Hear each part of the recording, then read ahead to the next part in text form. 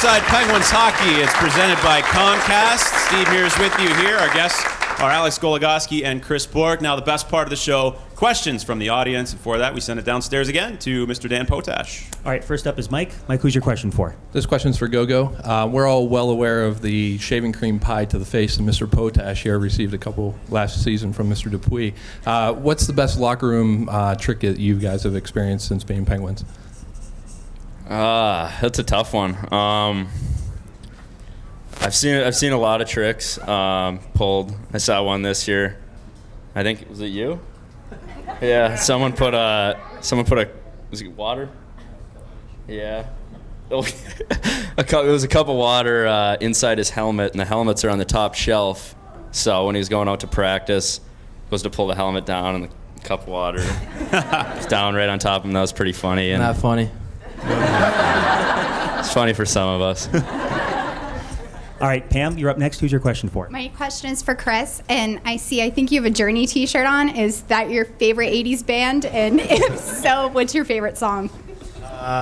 Yeah, I actually went to go see them in concert 2 summers ago, so they're up there for one of my favorite bands, and probably Faithfully is my favorite song.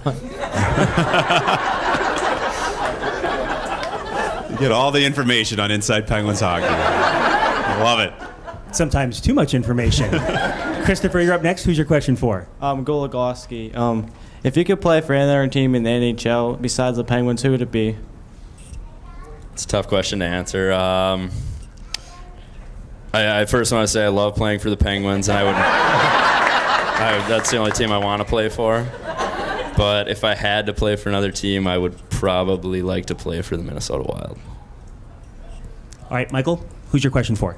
Goligoski.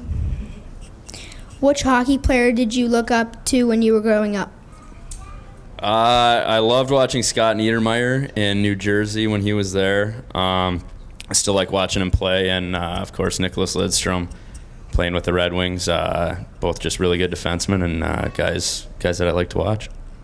All right, Chuck, we'll wrap things up. Chuck, who's your question for? It's for Chris. Chris, just want to welcome you to Pittsburgh.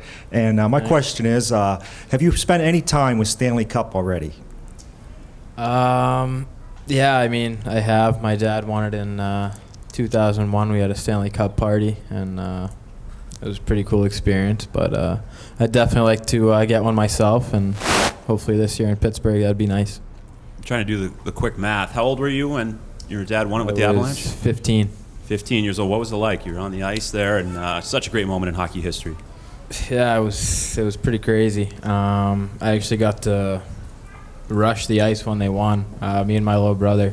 I think if you see little clips, you'll see him crying in the background. I have no idea why he was crying. And how old was he? He was 10, so he probably didn't even know too much what was going on, but he was crying for some reason.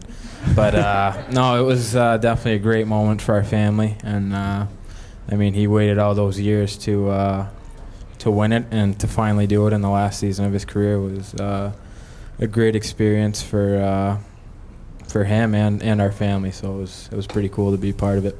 Well, you both had a lot of success at the American Hockey League level. What's the toughest thing about coming up to the NHL level, aside from the speed and the size? Everybody talks about that. We know those two. But what else stands out?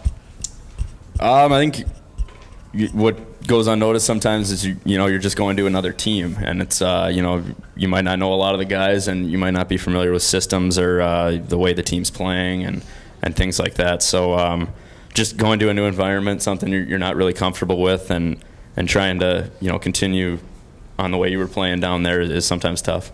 Yeah, it's definitely an adjustment. I mean, I think we had this conversation before. I think you just got to try and stay consistent. I think that's the hardest part is doing it every day. I mean, you have a good game one day, but you got to come back and do that the same thing the next day. So, I mean, the guys are big and strong and more skilled, but I mean, once you adjust to it,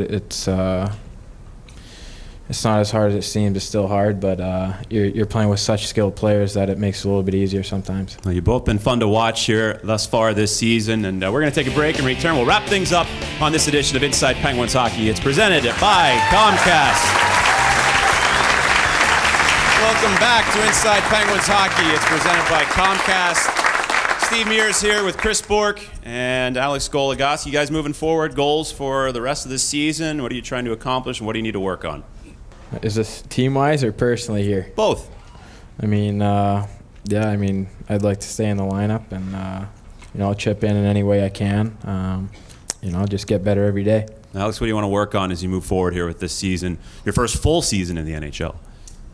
I think team-wise, just kind of building every day. We want to be playing our best hockey at the end of the year, and we want to put ourselves in a good position so that when it comes that time, we're looking at being in the playoffs and playing on our home ice. So definitely for that. For me personally, a lot of the same thing. Just building every day, getting better every day, and hopefully by that time I'm playing my best hockey too. Well, it's been a blast having you up here, guys. Thanks so much for stopping by. We really appreciate it. And big thanks to everybody here in our studio audience and also to Dan Potash from FSN.